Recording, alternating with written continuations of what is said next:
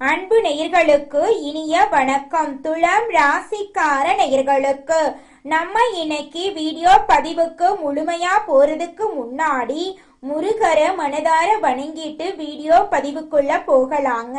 ஓ முருகா போற்றி, ஓ முருகா போற்றி, ஓ முருகா போற்றி, எனக்காக்கும் முருகனே போற்றி. நல்லதே நடக்கும், நல்லது மட்டும்தான் நடக்கும். நம்மளுடைய துலாம் ராசிக்காரங்களை பொறுத்த வரைக்கும் இவங்க அடுத்தவங்களோட வாழ்க்கைக்கு வழிகாட்டியா இருக்காங்க. தன்னுடைய வாழ்க்கையில 1000 கஷ்டம் வந்தாலும் அதை பத்தி துளி கூட கவலைப்பட மாட்டாங்க. ஆனா நெருங்கிய உறவுக்கு ஒரு கஷ்டம் வருதுன்னு வச்சுக்கங்க, ஓடி போய் உதவி செய்யக்கூடியவங்களா இவங்க இருப்பாங்க.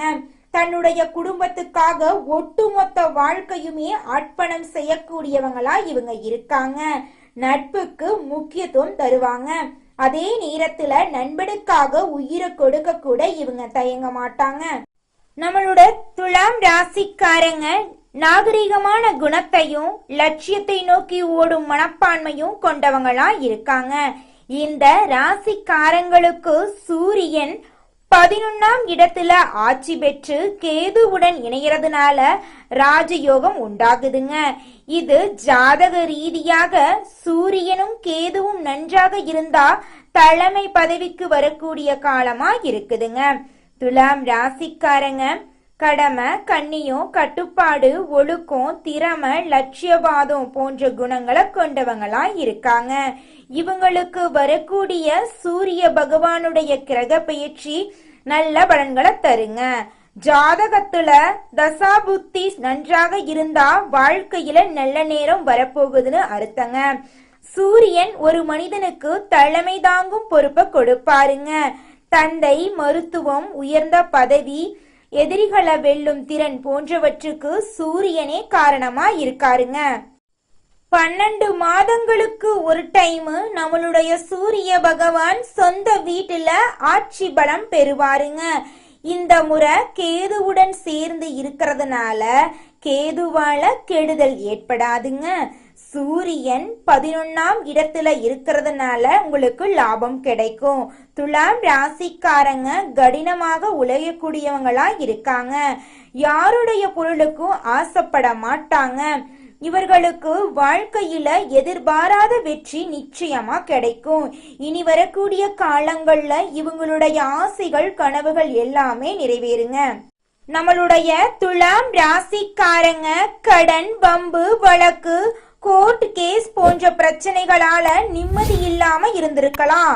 சுக்கிர பகவான் குருவுடன் சேர்ந்து 8ஆம் இடத்துல இருக்கிறதுனால இந்த பிரச்சனைகள் ஏற்பட்டனுங்க.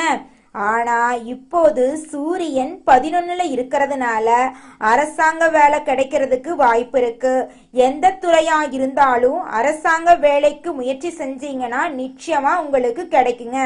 துலாம் ராசியில இருக்கக்கூடிய ஆணாக இருந்தாலும் சரி, பெண்ணாக இருந்தாலும் சரிங்க, 30 வயசு ஆயிருச்சு, தலைமுடி நரைச்சு போச்சு, எனக்கு வாழ்க்கை துணை கிடைப்பாங்களா கிடைக்க மாட்டாங்களா அப்படிங்கிற குழப்பத்திலேயே நீங்க வாழ்ந்துட்டு இருப்பீங்க.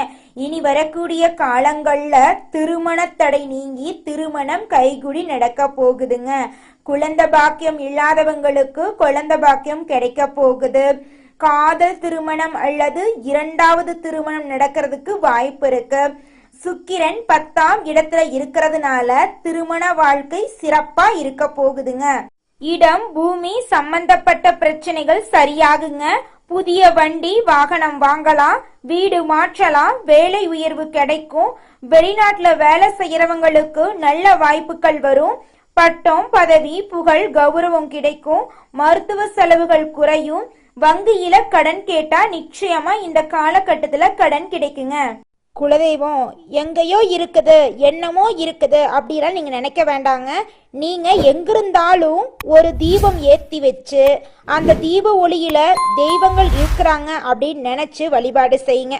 குலதெய்வமே தெரியாவிட்டாலும் வீட்டுல தீபம் ஏற்றி வச்சு ஏதாவது ஒரு நல்ல நாள்ல குலதெய்வத்தை நினைச்சு வழிபாடு செய்யுங்க. குலதெய்வ வழிபாடு குலம் காக்குங்க, குலம் தலைக்கும். முதல்ல குலதெய்வம், அப்புறம் இஷ்டப்பட்ட தெய்வம், அப்புறம் உங்களுக்கு விருப்பப்பட்ட தெய்வங்க. எந்த கோயிலுக்கு போனாலும் என்ன பண்ணாலும் ஏற்றமில்லை அப்படின்னு நீங்க சொல்லுவீங்க. தினமும் எந்திரிச்ச உடனே சூரிய பகவான நமஸ்காரம் பண்ணுங்க. அவங்களுடைய அனுகிரகம் இருந்தா போதும். மற்ற கிரகங்கள் எல்லாம் சாதகமா இல்லைனா கூட பரவாயில்ல, அந்த சூரியனுடைய பிரகாசம் உங்க வாழ்க்கையவே பிரகாசமா மாத்திருங்க. அந்த வெளிச்சம் உங்களை வந்து சேருங்க. உங்க வாழ்க்கையில் இருக்கக்கூடிய கண்ணீரெல்லாம் கரைஞ்சு போயிருங்க. துலாம் ராசிக்கார பெண்களே, உங்களுக்கு எல்லா காரியங்களிலும் வெற்றி கிடைக்க போகுது. லாட்டரி யோகம் உள்ளவங்க ஜாதகத்தை பார்த்துட்டு முயற்சி பண்ணுங்க. நெருப்பு, இரும்பு, share market, real estate, chemical, மருத்துவம் போன்ற துறைகள்ல வேலை செய்யறவங்களுக்கு நல்ல நேரமா இருக்க போகுதுங்க. கெட்ட நேரம் போய் நல்ல நேரம் வரப்போகுதுங்க. துலாம் ராசிக்காரங்க ஒரு பொறுப்பான விஷயத்துக்கு போக போறீங்க. இது கன்ஃபார்ம் நடந்தே தீருங்க. மருத்துவத்துறை, ஷேர் மார்க்கெட்டிங் எல்லாமே சூப்பரா இருக்குங்க. பெண்களுக்கு எல்லாமே வெற்றியை நிச்சயமா கொடுக்குங்க. துலாம் ராசிக்காரர்களே, உங்களுக்கு இந்த மாதம் அதிசயமும் அற்புதமும் நடக்க போகுது. வீடு, இடம், பூமி, வண்டி, வாகனம், வெளிநாட்டு யோகமெல்லாம் உங்களுக்கு இருக்கு. படிப்புல முன்னேற்றம் அடைய போறீங்க. தொழிலெல்லாம் சூப்பரா இருக்க போகுது. உங்க வாழ்க்கையில இனி வரக்கூடிய காலங்கள்ல துன்பம் அப்படிங்கிற பேச்சுக்கு துளி கூட இடம் கிடையாதுங்க. ஆசிரியர் வேலை, பேங்க் வேலை, நகை கடை வச்சுக்கிறவங்களுக்கு நல்ல மாற்றம் ஏற்பட போகுதுங்க. உங்க வாழ்க்கையில இனி வரக்கூடிய காலங்கள்ல மிகப்பெரிய வெற்றியெல்லாம் கிடைக்க போகுதுங்க. துலாம் ராசிக்காரர்களே, இந்த மாதம் கிரகநிலை எப்படி இருக்குன்னு பார்க்கலாங்க. பஞ்சமஸ்தானத்துல சனி பகவான் இருக்காரு, ராகு பகவான் இருக்காரு. பாக்யஸ்தானத்துல புதன் பகவான், குரு பகவான், சுக்கிர பகவான் இருக்காங்க. தொழில் ஸ்தானத்துல சூரிய பகவான் இருக்காரு. லாபஸ்தானத்துல கேது பகவான் இருக்காரு. விரயஸ்தானத்துல சந்திர பகவானும் செவ்வாய் பகவானும் இருக்காங்க.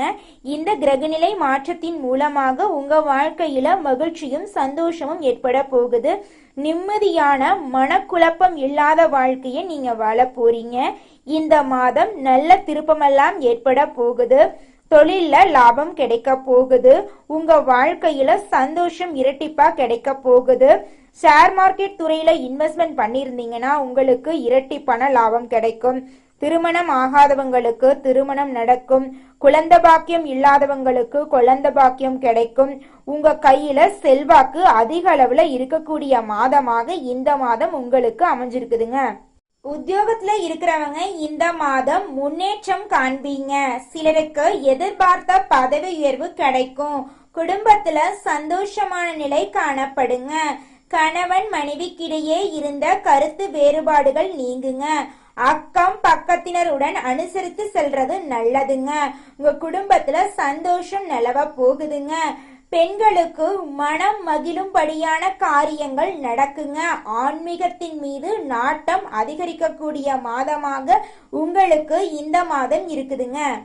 இந்த உலகத்துல நம்ம எல்லாருமே 16 செல்வங்களை நோக்கியே பயணம் செய்யறோம். பணம், பதவி, புகழ், கௌரவம் இதையெல்லாம் அடையணும், பணத்தை சம்பாதிக்கணும் அப்படின்னு நினைக்கிறோம். இந்த 16 செல்வங்களும் நாம் நினைக்கும் சம்பாதியும் கிடைக்கணும் அப்படின்னா பக்தி அவசியங்க.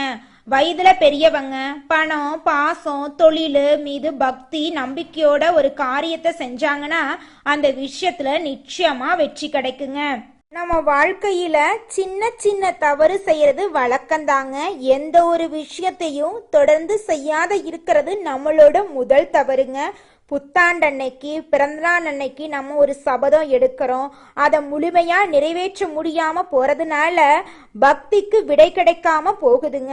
எதை நினைக்கிறோமோ அதை நடக்க வேண்டும்னா நம்ம ஒரு காரியத்தை மனசுல வச்சு அதற்காக தொடர்ந்து முயற்சி பண்ணணும். கடவுளை வழிபாடு செய்யணும். நம்பிக்கைக்கு மோசடி செய்யக்கூடாதுங்க. இத மனசுல பதிச்சுட்டு நிச்சயமா நீங்க உழைச்சிக்கிட்டு முருகரை வணங்கிட்டே இருந்தீங்கன்னா உங்களுடைய தலையெழுத்து மனிதனா பிறந்த ஒவ்வொருவருக்கும் ஆசை இருக்கதாங்க செய்யும். அந்த ஆசைகளை அடைய நம்ம நினைச்சா மட்டும் பத்தாதுங்க. முழு மனசோட நம்மளுடைய ஆசைகளை அடைவதற்கான வழிய ஒவ்வொரு நாளும் என்ன பண்ணணும்னு யோசிச்சு அதற்கான திட்டங்களை தீட்டி உழைச்சுக்கிட்டே இருக்கணுங்க. உழைச்சா நிச்சயமா நம்மளுடைய ஆசைகள் எல்லாமே நிறைவேறிடுங்க. உங்க வாழ்க்கையில இனி வரக்கூடிய காலங்கள்ல உங்களுடைய அனைத்து ஆசைகளும் நிறைவேற போகுதுங்க. அப்படி ஒவ்வொரு மனிதனுக்கும் இருக்கக்கூடிய பொதுவான ஆசை என்னன்னு பார்த்தீங்கன்னா 16 செல்வங்களையும் அடைந்து வாழணும் அப்படின்னு தான் ஒவ்வொரு மனிதனுடைய ஆசையும் இருக்குதுங்க. பணம் வேணும், பதவி வேணும், புகழ் வேணும், கௌரவம் வேணும் அப்படின்னு தான் ஒவ்வொரு மனிதனும் தினமும் வாழ்ந்துகிட்டு இருக்கான். அதை நோக்கிய பயணத்தை தான் ஒவ்வொரு நாளும் மனிதன் வாழ்ந்துகிட்டு இருக்கான். ஒவ்வொரு நாளையும் ரசிச்சு வாழ்றது கிடையாது. எந்த ஒரு மனிதனும் போராட்டத்துல தாங்க இந்த உலகத்துல ஒவ்வொரு மனிதனும் வாழ்க்கைய வாழ்ந்துட்டு இருக்காங்க. ராசி மண்டலத்துல 7வதா இருக்கக்கூடிய ராசி தாங்க நம்மளோட துலாம் ராசி. நம்மளோட துலாம் ராசிக்கு அதிபதியா இருக்கக்கூடியவங்க யாருன்னு பாத்தீங்கன்னா சுக்கிர பகவானுங்க. காலம் வரும் வர காத்திருப்பது தாங்க துலாம் ராசிக்காரங்களுக்கு பிடிக்கும். முயற்சி பண்ணி தான் வாழ்க்கையில வெற்றி அடையணும் அப்படின்னு இவங்க நினைப்பாங்க. சித்திரை 3, 4ஆம் பாதங்க, சுவாதி, விசாகம் 1, 2, 3ஆம் பாதத்துல பிறந்தவங்க துலாம் ராசியை சேர்ந்தவங்க. நம்மளோட துலாம் ராசிக்காரங்களுக்கு நட்பா இருக்கக்கூடியவங்க யாருன்னு பாத்தீங்கன்னா மிதுனம், சிம்மம், தனுசு, கும்பம் இவங்க எல்லாரும் நம்மளோட துலாம் ராசிக்காரங்களுக்கு நட்பு ராசியா இருக்காங்க. துலாம் ராசிக்காரங்க வாழ்க்கையில தோல்வி வந்தா கூட பயப்பட மாட்டாங்க, அழுக மாட்டாங்க. போராடி வாழ்க்கையில முயற்சி பண்ணிக்கிட்டே இருப்பாங்க.